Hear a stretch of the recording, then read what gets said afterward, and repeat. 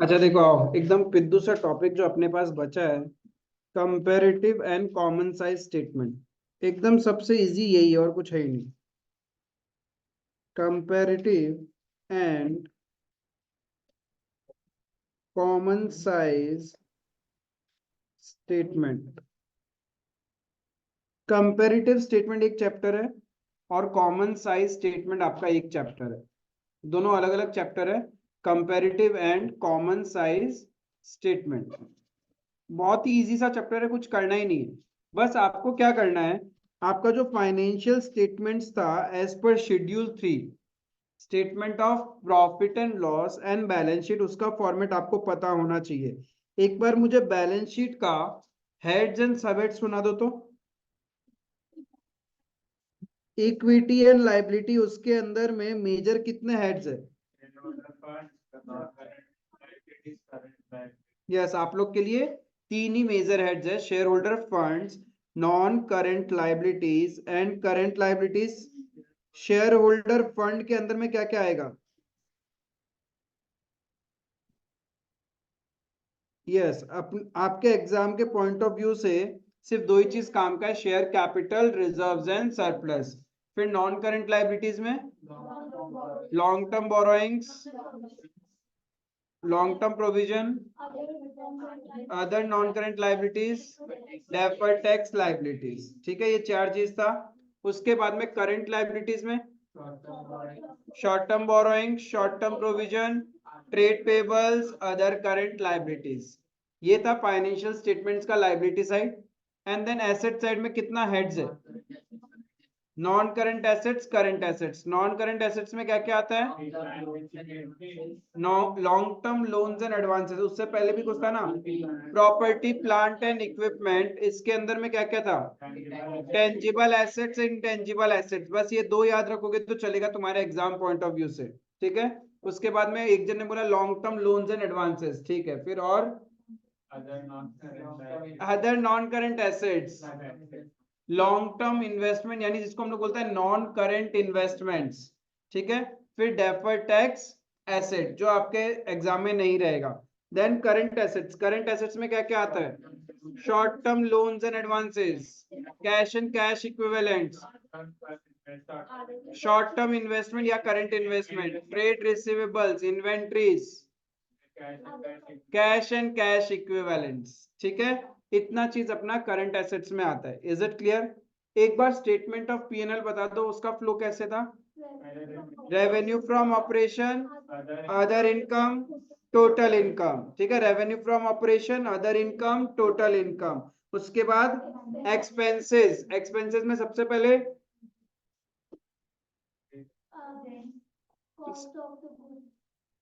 हाँ वही बताओ, सबसे पहले क्या? बेशर्मो, बोला था रिवाइज करने। सीपीसी का नारा, एम्प्लॉयज को फाइनेंस दो। सी का मतलब क्या था? Cost of material consumed, cost of material consumed. उसके बाद पी से क्या था? Purchases of stock in trade, purchases of stock in trade. C से changes in inventory, changes in inventory कैसे कैलकुलेट करते हैं? Opening minus closing, always opening minus closing. ठीक है, फिर सीपीसी का नारा एम्प्लॉय, एम्प्लॉय से क्या था? Employee benefit expenses, employee benefit expenses. Employee को फाइनेंस, फाइनेंस से क्या था? Finance cost, finance cost, finance cost. फिर दो में डी, और D for depreciation and amortisation, O for other expenses. इतना कुछ था, कुछ याद नहीं है गधे लोगों, कुछ रिवाइज नहीं किया। बोला था कंपैरेटिव एंड कॉमन साइज तभी पॉसिबल है जब आपको शेड्यूल 3 के अकॉर्डिंग बैलेंस शीट का फॉर्मेट पूरा अच्छे से आता है एंड स्टेटमेंट ऑफ पीएनएल पता है, वरना प्रॉब्लम हो जाएगा। अब देखो, कंपैरेटिव के अंदर में क्या होता है? Comparative and common size statement क्यों चाहिए? Basically balance sheet and statement of PNL कुछ नहीं, इज अ रॉ फिगर। ठीक है, वहां पे फिगर्स होता है, उस फिगर्स का फ्यूचर एनालिसिस, इंटरप्रिटेशन या फिर बजट वगैरह बनाने में कोई फायदा नहीं है जब तक आप उसको प्रॉपरली इंटरप्रिट नहीं कर सकते। इंटरप्रिटेशंस के लिए हमने देखा था कि रेशियो एनालिसिस किया हमने, ठीक है। रेशियो एनालिसिस क्या करता है, हेल्प करता है to identify many aspects of the business. Similarly is our comparative and common size. जब आप अपनी बैलेंस शीट या स्टेटमेंट ऑफ पीएनएल में लाइन बाय लाइन एक से ज्यादा साल का डेटा पुट करते हैं तो उस दोनों डेटा को इंटरप्रिट भी तो करना पड़ेगा ना। जैसे कि सपोज तुम्हारा क्लास 11 के अंदर में 80% था, क्लास 12 में 90% था, ये जस्ट एक रॉ डेटा है, 11 का 80%, 12 का 90%। तो बेसिकली कोई आपको देखेगा, जज करेगा तो वो क्या सोचेगा कि ओवरऑल आपने 10% का ग्रोथ किया है। 80% से 90% मतलब 10% का ग्रोथ किया है? बिल्कुल नहीं। आपने डिफरेंस वाइज तो 10% किया है, लेकिन परसेंटेज वाइज 10% नहीं है आपका ग्रोथ। समझना कि एक कंपनी का सेल्स है 2023 ने, एक कंपनी ने गुड सेल किया सपोज 1 लाख का, ठीक है। देन 2024 में एक कंपनी है, उसी कंपनी ने सेल किया 1,20,000। अब ये दो रॉ डेटा है, इसका इंटरप्रिटेशन कोई ऐसे नहीं कर सकता। इंटरप्रिटेशन करने के लिए पहले बिजनेसमैन क्या देखेगा कि मैंने कितना ज्यादा या कितना कम सेल किया compare to my previous year. Because first of all आप कंपैरिजन अपने आप से करते हैं या अपने दोस्तों से या रिलेटिव से करते हैं। आपका जब मार्क्स आता है सबसे पहले आप अपनी परफॉर्मेंस को इवेलुएट करते हैं, फिर मन की शांति के लिए आप दोस्तों से इवेलुएट करते हैं। ओ इसका भी खराब आया तब तो ठीक है, ये तो टॉपर है, मेरा तो उतना आना ही नहीं चाहिए था, तब तो ठीक है, ठीक है मम्मी उसका भी उतना ही खराब आया था, राइट। तो व्हाट वी डू, सबसे पहले हम अपने आप से कंपेयर करते हैं, then we compare with the competitors. In business also first of all we compare our data, analyse our data of our own business with the previous year figure, with the previous year figure, right। but उसके बाद में अपन क्या करते हैं, with the competitors, with the competitors। जब आप अपने business का डेटा एनालाइज करते हैं उसको हम लोग बोलते हैं इंट्राफॉर्म। क्या बोलते हैं, इंट्राफॉर्म। करंट ईयर का डेटा को प्रीवियस ईयर से कंपेयर कर रहे हैं, खुद के डेटा खुद के साथ ही कंपेयर कर रहे हो। लेकिन जब आप अपने कंपटीटर के साथ कंपेयर करते हो तो उसको अपन क्या बोलते हैं, interfirm comparison. Interfirm comparison, is it clear. Inter house होता है ना, एक हाउस दूसरे हाउस के साथ में, एक होता है इंट्रा हाउस, खुद का ही खुद का हाउस का प्लेयर एक दूसरे से खेल रहा है। Is it clear. Similarly business में भी वही है, एक होता है इंट्रा फॉर्म कंपैरिजन। तो सबसे पहले हम वही सीख रहे हैं, comparative statement and common size statement हम लोग को क्या हेल्प करता है, इंट्रा फॉर्म कंपैरिजन करने के लिए। अब ये इंट्रा फॉर्म कंपैरिजन, जैसे मैंने बोला कि एक चीज देखो तो ग्रोथ कितना हो रहा है, ये फिगर वाइज है, एब्सोल्यूट ग्रोथ है 20,000। बट हम किसी को इस तरीके से फिगर वाइज नहीं बोलते। कल को आपका कोई भी रिलेटिव या कोई भी बड़ा आदमी आपसे पूछे कि पिछले साल के कंपेयर में आपके बिजनेस का ग्रोथ कितना हुआ, तो तुम पहले ये थोड़ी बोलेगा कि पिछले साल मैंने 1 लाख का सेल किया था, इस साल मेरा सेल्स है 1,20,000, तो मैंने 20,000 का एक्स्ट्रा सेल्स किया है।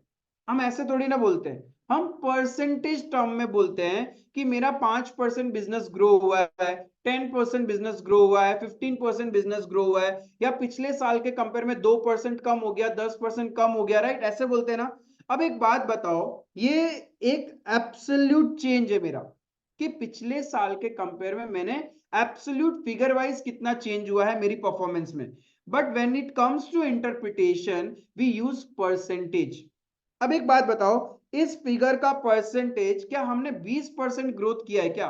पिछले साल 1 लाख था, करंट ईयर में 1,20,000 का सेल है, तो 20,000 से ग्रो हुआ, तो क्या ये 20% का ग्रोथ है क्या।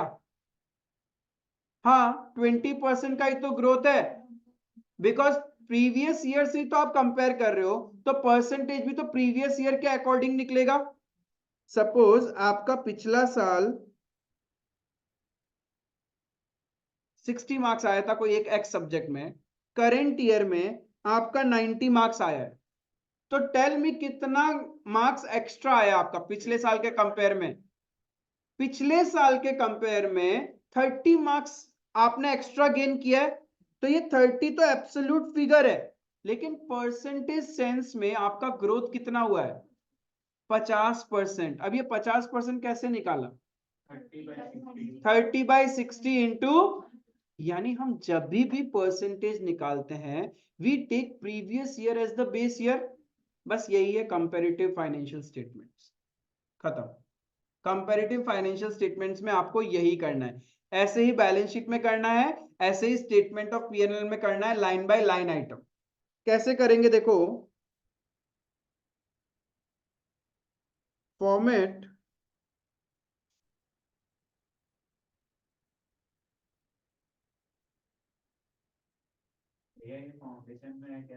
क्या चीज नहीं,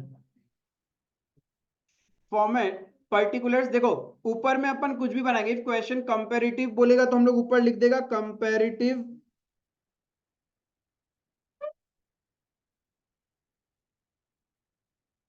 बैलेंस शीट, या फिर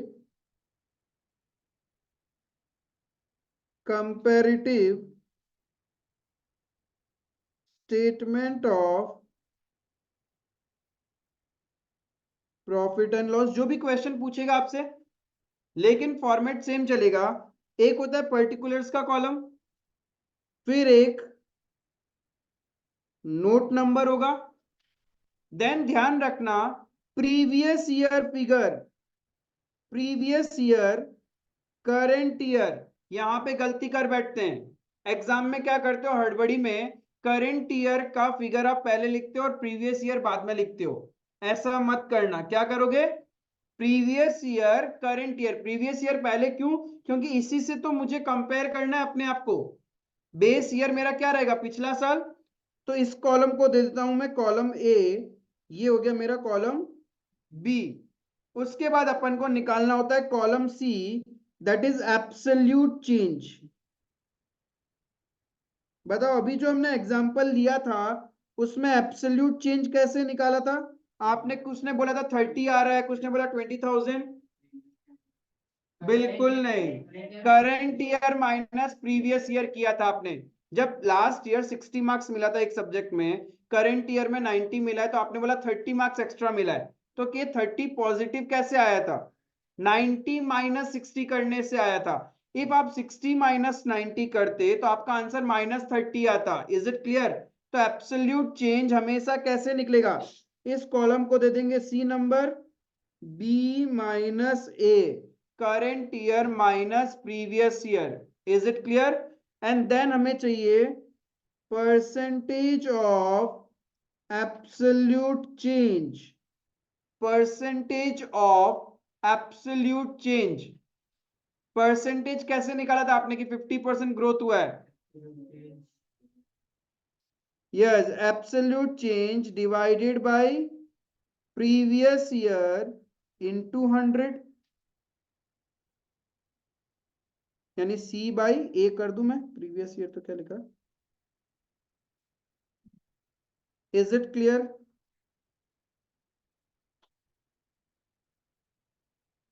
This is the format for comparative balance sheet and statement of profit and loss. इससे ज्यादा कुछ भी नहीं, बस इसमें डेटा पुट करना है अपने को, and item by item, even total का भी absolute change and percentage absolute change निकालेंगे। Is it clear? आपके बुक का क्वेश्चन नंबर 2 होगा, जहां पे देखो सर्टेन इंफॉर्मेशन दिया हुआ है।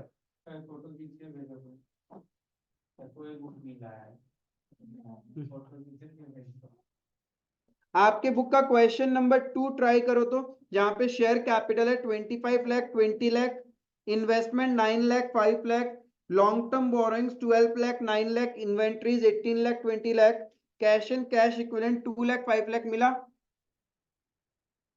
उसको ट्राई करो तो।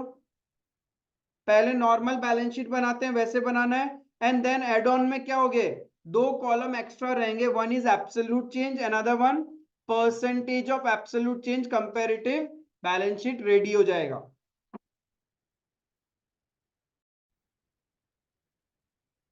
ऊपर में हेडिंग लिख दोगे, कंपनी का नाम दिया हुआ है ना, in the books of Y limited comparative balance sheet as at 31st March 21 and 31st March 22।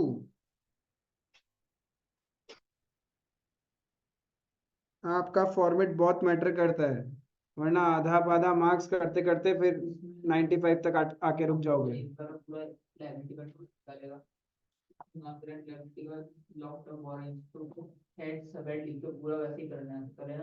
हाँ हेड सब हेड्स, लेकिन हाँ वही करना है। सबसे पहले अपन लिखते हैं इक्विटी एंड लाइबिलिटीज। अरे आपके पास एग्जाम में ऑलमोस्ट सब कुछ दिया हुआ रहेगा, कंपैरेटिव बैलेंस शीट आया तो सीधा सीधा पुट करना है, मेहनत का काम नहीं रहेगा आप लोग के लिए। नंबर 1 शेयर होल्डर फंड, उसके अंदर में number A share capital. Even आपको तो नोट नंबर भी बनाना नहीं आएगा, बस नाम का फॉर्मेट में रहेगा वो आपके।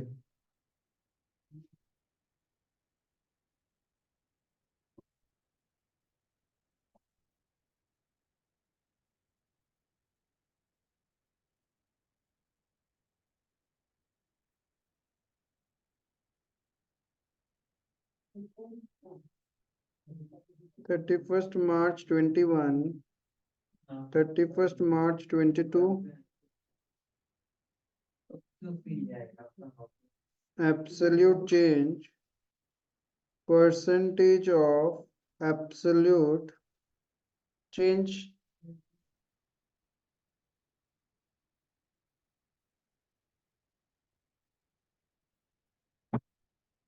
नमन कल मैच देखा था क्या? हाँ पूरा। उसके लिए समय था, लेकिन क्लास कवर कर ले उसके लिए समय नहीं है तुम्हारे पास, है ना? अरे वो नोटिफिकेशन आ गया। हाँ सही बात, सही है एकदम बात सही है। ये नोटिफिकेशन नहीं आएगा तुम्हारा एग्जाम कब से है? वो शायद पहले आ गया था।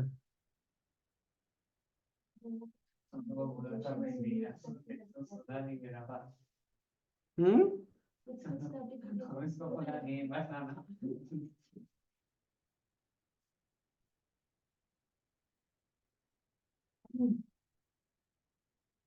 देखो शेयर कैपिटल पिछला साल में 20 लाख था, ऊपर में लिख देते रुपीज इन लाख लिख देना। Share capital previous year 20 lakh, current year में 25, तो एब्सोल्यूट चेंज कितना होगा? प्रीवियस माइनस करंट करना है या current minus previous? Current minus previous, तो 5 लाख का एब्सोल्यूट चेंज है, तो परसेंटेज ऑफ एब्सोल्यूट चेंज कैसे निकलेगा? 5 divided by 20 into 100, that is 25%।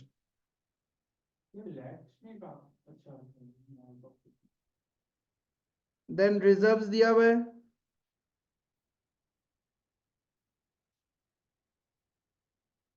Reserves and surplus previous year 5 lakh पक्का,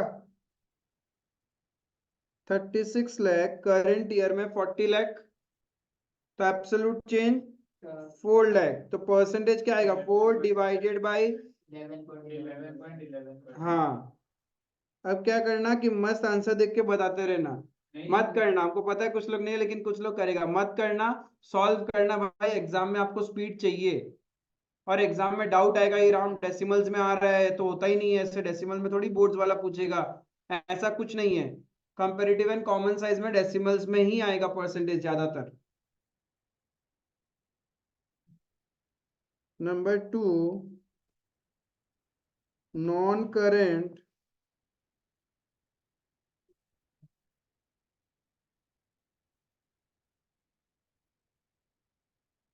लाइबिलिटीज। नॉन करेंट लाइबिलिटीज में आपके पास क्वेश्चन में क्या है?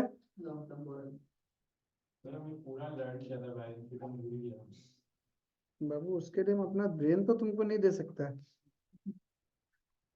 देखो पढ़ाई एक बार करने से रिटेन रहता तो आज दुनिया का हर बच्चा टॉप करता, पढ़ाई नीड्स रिवीजन, और जो अपन करते नहीं है, प्रॉब्लम सबसे बड़ा वहां है।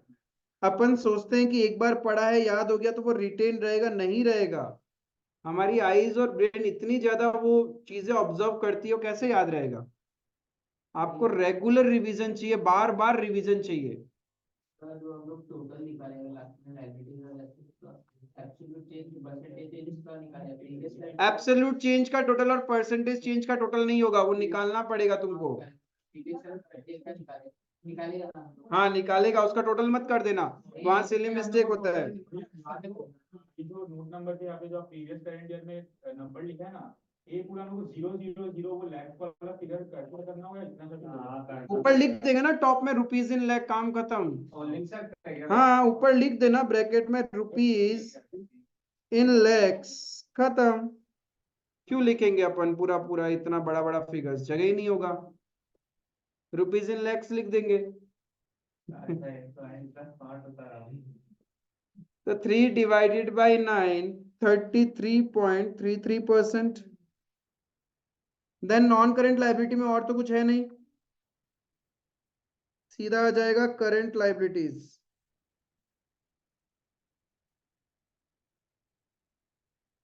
करंट लाइबिलिटीज में सिर्फ करंट लाइबिलिटीज ही है, तो सीधा वही रह जाएगा। Previous year 15 lakh, current year में 12 लाख, तो ये क्या हो गया, माइनस में आएगा, ये ध्यान रखना। ये टोटल का भी फिर परसेंटेज निकालना होता है ना। हाँ, और माइनस में 20% आएगा, ये ध्यान रखना। और टोटल का अलग से निकलता है ना। अलग से निकलेगा, वो टोटल नहीं करना है अपने को। फिर और कुछ है क्या लाइबिलिटी साइड में। अब देखो यहाँ पे जो सिली मिस्टेक होता है, जब आप टोटल करोगे प्रीवियस ईयर और करंट ईयर का तो टोटल करोगे, लेकिन एब्सोल्यूट चेंज और परसेंटेज ऑफ एब्सोल्यूट चेंज का टोटल मत करना। परसेंटेज का तो मरे ही मत करना। इसका कितना टोटल आ रहा है प्रीवियस ईयर का, 80 और 89 80 एंड ये 9 हो जाएगा। देखो यहां तक अपन टोटल कर सकते हैं, ये मैच करेगा, बट परसेंटेज ऐसे नहीं होगा। 9/80 जो 100 करेगा। Yes 9/80 into 100, 11.25%। क्लियर है ये चीज। देन कितना है? मेरा तो कुछ अलग ही आ रहा है।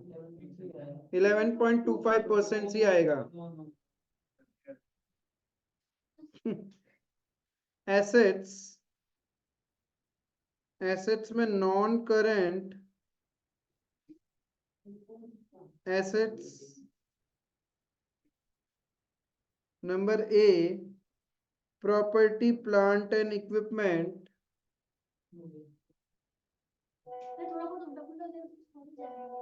नहीं हो जाएगा ना, माफ हाँ हो जाएगा। क्या चीज का, क्या उल्टा पुल्टा, जैसे कि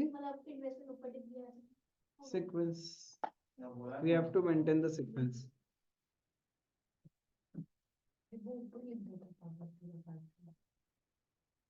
क्यों भैया, अगर ये -3 अगर आ गया मतलब -3 into 10/100 किया तो परसेंटेज जो है वो तो माइनस में आएगा। हाँ तो माइनस में तो लिखा। ओ ब्रैकेट 20 तो माइनस में है ना। हाँ वो यही आएगा। अगर पूरा आएगा तो 100 ले आएगा।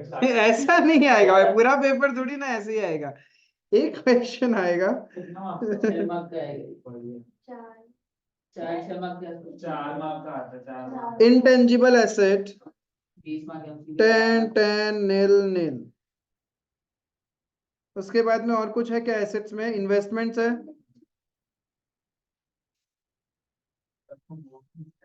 क्या हाँ इधर में इन्वेस्टमेंट को करंट इन्वेस्टमेंट में तो मान सकते हैं।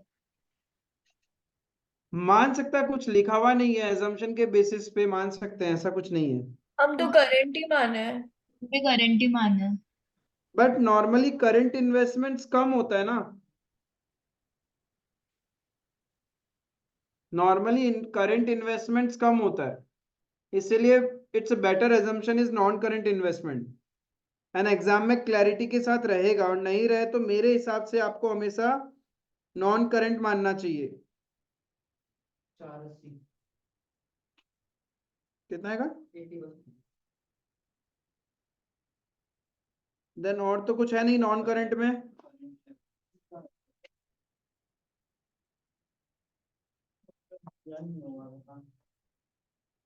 बहुत टफ चैप्टर चल रहा है, एकदम फोकस रहो।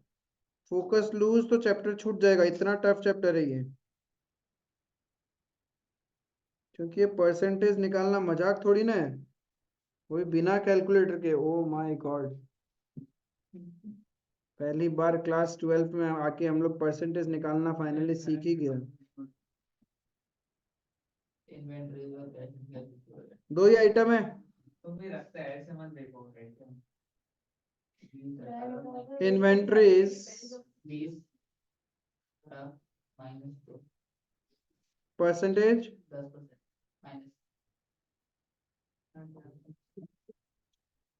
-10%. Then we have cash and cash equivalents. अब देखो और एक चीज बेवकूफी जो एग्जाम में करेंगे, जैसे अभी मेरे कान में एक बात गया था, सुनने में आया तुम लोग का मुंह से, इसका परसेंटेज बोलो। 60 माइनस में।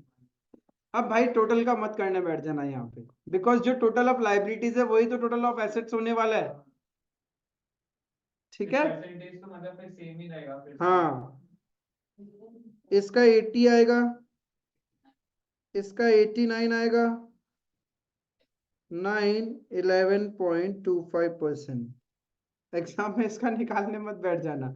जो टोटल ऑफ लाइबिलिटीज है वही तो टोटल ऑफ एसेट्स होगा, वरना बैलेंस शीट मैच कैसे होगा?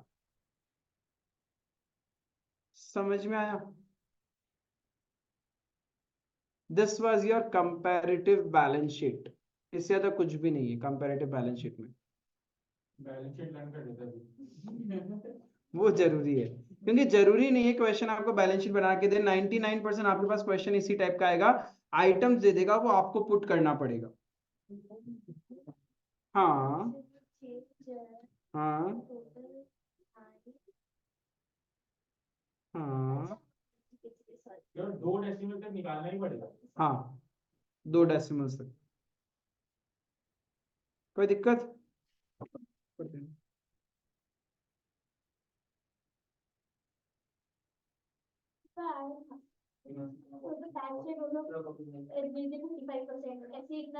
क्या होगा?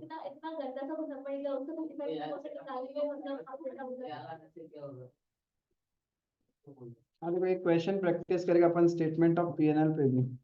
एक नहीं, हाँ एक दो 3 क्वेश्चन है, 2 तो बनता है, तीनों क्वेश्चन प्रैक्टिस कर लेता है। तो मेन तो ज्यादातर कंपैरेटिव बैलेंस शीट से ज्यादा कंपैरेटिव स्टेटमेंट ऑफ पीएनएल आता है। मैं क्वेश्चन ग्रुप में शेयर कर दूं?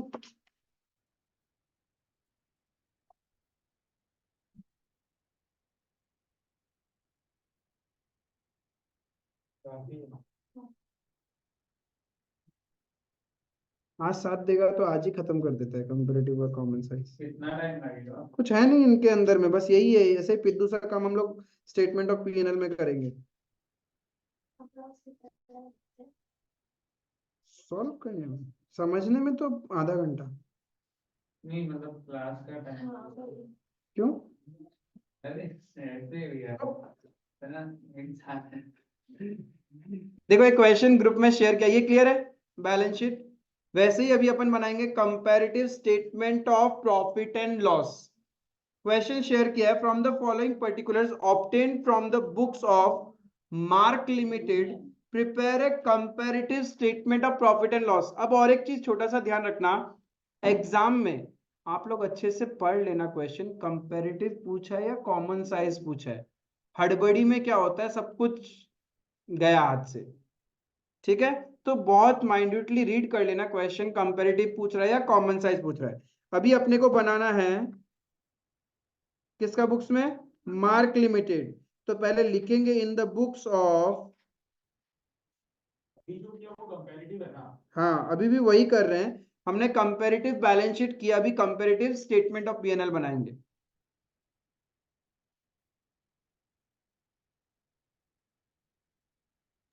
भैया ये क्वेश्चन बुक में नहीं है। देखो पीछे होगा, लेटेस्ट सीबीएसई एग्जामिनेशन क्वेश्चंस में। मेरा बुक में 3.45 है, आपका कुछ होगा देखो आगे पीछे। नहीं होगा तो, लेकिन एमसीक्यूज जहाँ खत्म हो रहे हैं उसके बाद।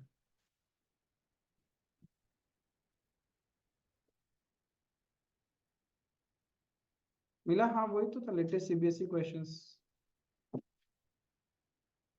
हाँ पेज नंबर क्या है? नया बुक का page number 8.48। 8.48 in the books of Mark Limited,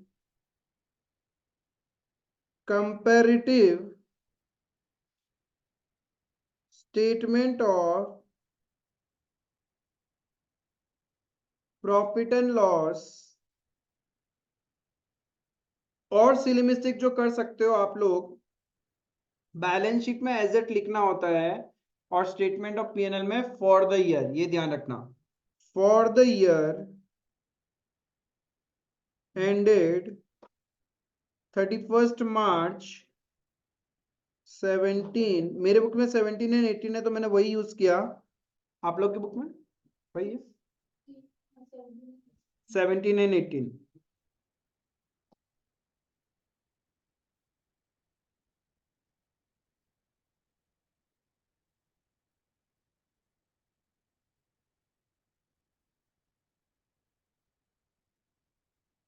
particulars note number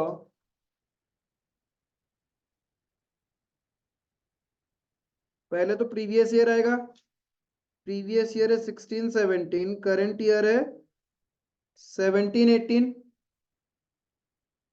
then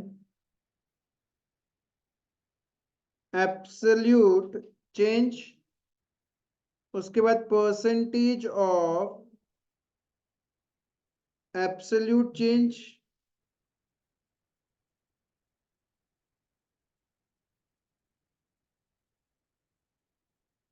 format draft कर लिया।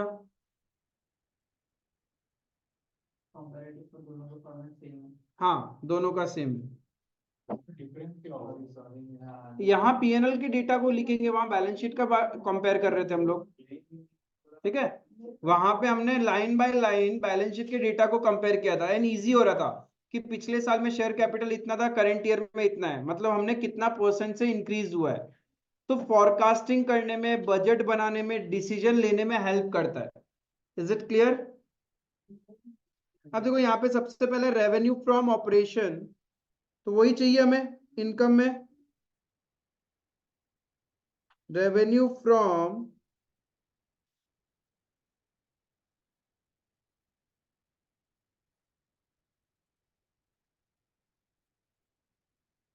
ऑपरेशंस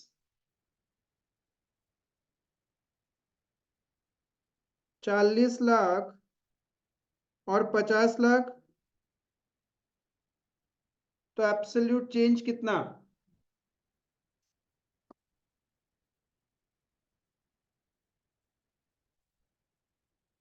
तो परसेंटेज एब्सोल्यूट चेंज आपका कितना आ जाएगा? 25%। देन अदर इनकम तो है नहीं, है क्या कुछ? है, तो अदर इनकम प्रीवियस ईयर में 2 लाख, करंट ईयर 2,50,000, तो एब्सोल्यूट चेंज है 50,000 पॉजिटिव, परसेंटेज एब्सोल्यूट चेंज 25%। फिर अपन क्या करते हैं, टोटल इनकम,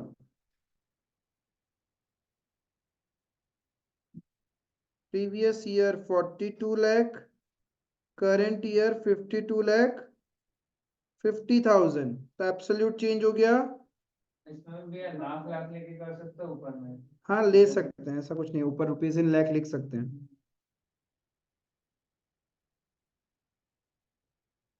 तो एब्सोल्यूट चेंज का परसेंटेज कितना आ रहा है? 10,50,000 divided by 42 lakh into 100।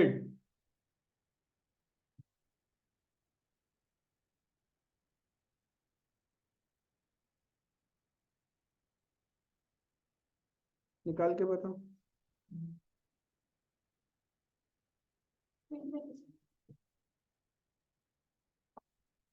25%, then fourth expenses। Expenses में सबसे पहले कौन सा आता है? मटेरियल कंज्यूम्ड, क्या वो है? नहीं है। कॉस्ट ऑफ मटेरियल कंज्यूम्ड नहीं है। कोई मुझे बता सकता है कॉस्ट ऑफ मटेरियल कंज्यूम निकालता कैसे था? कहाँ भैया, ये सब पुरानी बातें, बहुत टाइम पहले पढ़ लिया था। बैलेंस शीट के बाद लिखा है। बिल्कुल नहीं, वो तो, लेकिन यहाँ पे सेल्स माइनस ग्रॉस प्रॉफिट है कहाँ? कॉस्ट ऑफ मटेरियल कंज्यूम की बात कर रहा हूँ बाबा मैं। पहला बात है मटेरियल का मतलब क्या है? कॉस्ट ऑफ मटेरियल कंज्यूम में मटेरियल क्या है? Raw materials. तो रॉ मटेरियल कितना कंज्यूम किया हमने पूरे साल भर में, मतलब कितना यूज किया, कैसे निकालेंगे? सेल करते हो क्या रॉ मटेरियल को? रॉ मटेरियल पे डेप्रिसिएशन भी होता है। वेरी गुड, यही दिन सुनना बाकी था। अब ये कहाँ पढ़े थे? 12 और 11 नहीं पढ़ा है। बस नहीं पढ़ा है। हाँ हाँ, तो पहले क्या देखते हैं? Opening stock of raw material plus purchases of raw material minus closing stock of raw material. तभी तो कितना कंज्यूम किया तब पता चलेगा ना। क्या कराया भैया? नहीं नहीं नहीं नहीं, बिल्कुल नहीं, हमारा ये सब काम ही नहीं है। रुको अभी दिखाता है। तुमको याद है? नहीं याद है। Opening stock of raw material plus purchase of raw material minus closing stock of raw material. तो उसी के अंदर तो कॉस्ट ऑफ मटेरियल कंज्यूम्ड है।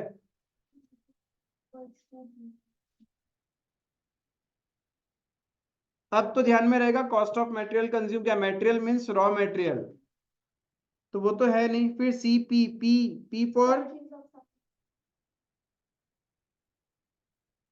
Purchase of stock in trade. Previous year 30 lakh. तो भैया इसी पर अभी काम नहीं आएगा ना, कॉस्ट ऑफ मटेरियल कंज्यूम निकालना। क्यों? अभी तो सीधा सीधी दिया हुआ रहेगा। परसेंटेज चेंज कितना?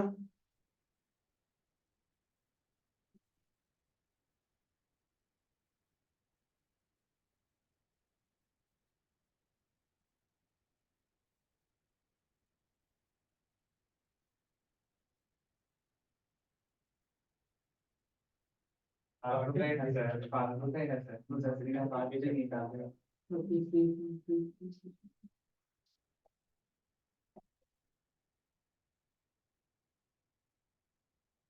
कितना? 33.33%। उसके बाद अरे changes in inventory, CPC. Changes in inventories, ये क्या होता है?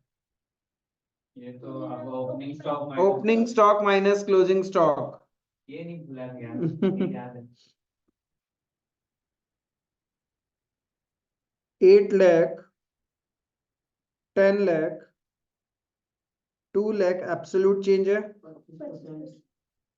25%। उसके बाद आता है एम्प्लॉय बेनिफिट एक्सपेंसेस, होता ही नहीं। फिर फाइनेंस कॉस्ट, वो भी नहीं है। डेप्रिसिएशन एंड अमोर्टाइजेशन, फिर other expenses. Other expenses 4 lakh, 5 lakh, 1 lakh का डिफरेंस 25%, तभी आ जाएगा टोटल एक्सपेंस।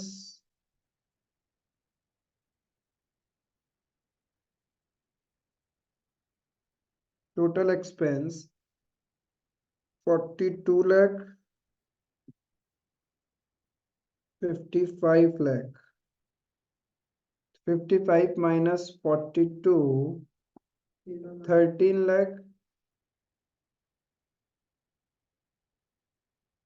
परसेंटेज निकालो। कॉलम मैच नहीं होता है क्या चीज? Absolute change two column. Oh ये सॉरी हम तो बेंच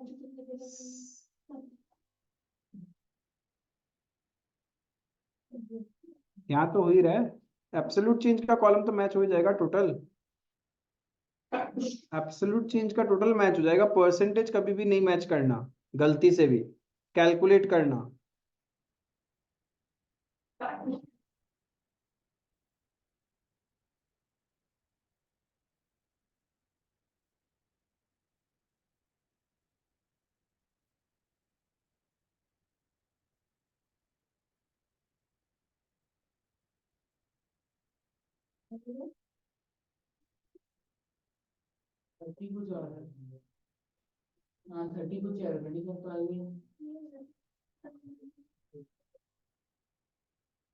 कितना आएगा?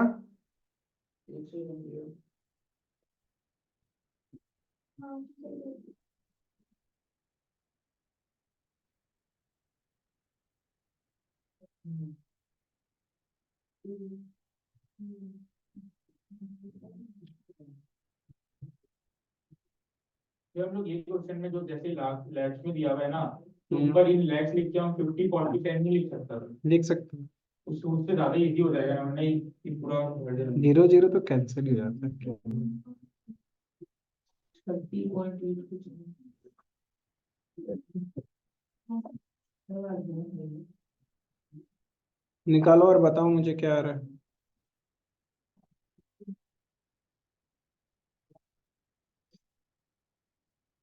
दो डेसिमल तक निकालना होता है ना, हम्म, 2 डेसिमल तक हमेशा हाँ। 30.85 95 आना चाहिए था। 30 पॉइंट कैसे होगा, 3 पॉइंट होगा, 30 होगा क्या डिवाइड करना है, ओ 30.9 आएगा, 9 आएगा, 30.9 आएगा। 30.95। हाँ मतलब वो आगे था।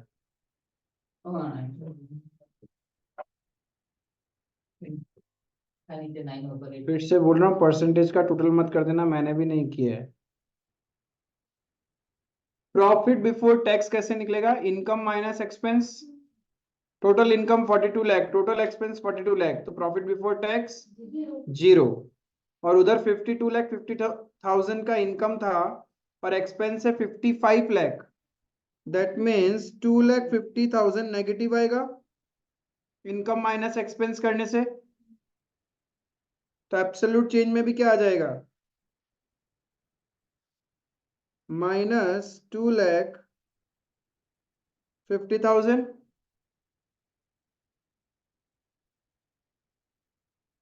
परसेंटेज निकलेगा ही नहीं कुछ, because anything divided by 0 is 0, no percentage.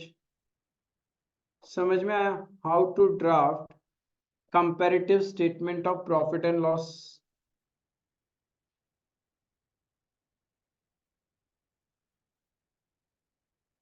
अब तुम क्या सोच रहे पता? Current year minus previous year minus, एक सेकंड के लिए सोचा था है ना कि माइनस में था, फिर माइनस माइनस प्लस। परसेंटेज में माइनस 2.5% आ जाएगा। Anything divided by 0 is 0 and plus current year minus previous year करेगा तो करंट ईयर माइनस में फिगर है, फिर माइनस का कॉलम, तो पीछे से माइनस माइनस प्लस नहीं होता है, आगे से सिंबल चलेगा तो माइनस माइनस प्लस हो जाता है। क्या नहीं बढ़ रहा? मैं अभी मैं तुम लोग का वो, तुम लोगों ने मेरे पे गलत लांछन लगा दिया कि भैया आप तो पढ़ाया ही नहीं था।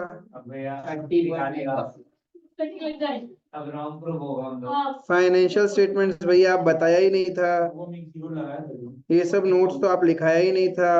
ये आप लिखने दिया था पर हम हाँ वही तो बात है ना। वो गलती हम्म? किया। अभी वो कर दिया खाना खाने के लिए देखो। बड़ा मैंने इसका वीडियो मांगी है। बेशर्मो। 13,000 है सर। 13,000 है क्या? अबे थोड़ा है। 1300 है, 13,000 है तो 13,000 हाँ भाई 42 तो पहले कितना 3 आया ना तो समझ में आया?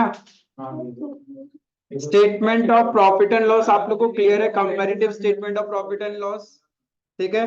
अभी आप लोग जस्ट नेक्स्ट क्वेश्चन करो। उसमें ही है ना, उसके बाद उसको ग्रुप में शेयर करो तो। चलो मैं ही शेयर कर देता हूँ आप लोग को ग्रुप में। इक्वल जीरो तो आना पड़ेगा ना। ठीक है, इस तरीके से नंबर 2 में बाकी तो एकदम बेसिक्स था, नॉर्मल था। कभी भी एग्जाम में कंफ्यूज मत होना कि 100 से ऊपर भी परसेंटेज आ सकता है क्या, हाँ आ सकता है, कितना भी परसेंटेज हो सकता है, कोई इशू नहीं है। अब प्रॉफिट बिफोर टैक्स तक तो हमें पता है, क्वेश्चन में नया क्या टैक्स रेट दे दिया, तो जो प्रॉफिट बिफोर टैक्स है उसी पे टैक्स लगेगा। टैक्स रेट है 30%, तो जो आपका प्रॉफिट बिफोर टैक्स आया 10 लाख, तो 10 लाख का 30% गवर्नमेंट को टैक्स जाएगा, that is 3 lakh. Whereas इधर जाएगा 9 लाख, 30 लाख का 30%, 9 लाख हो गया। तो what will be your absolute change?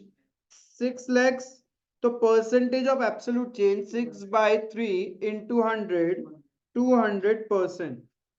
बस इस तरीके से आपको statement of profit and loss बनाना है कंपैरेटिव का। आई होप क्लियर है, ठीक है, कोई इश्यू नहीं था, इजीली हो जाएगा। अब कंपैरेटिव फाइनेंशियल स्टेटमेंट आप लोग से balance sheet and statement of profit and loss.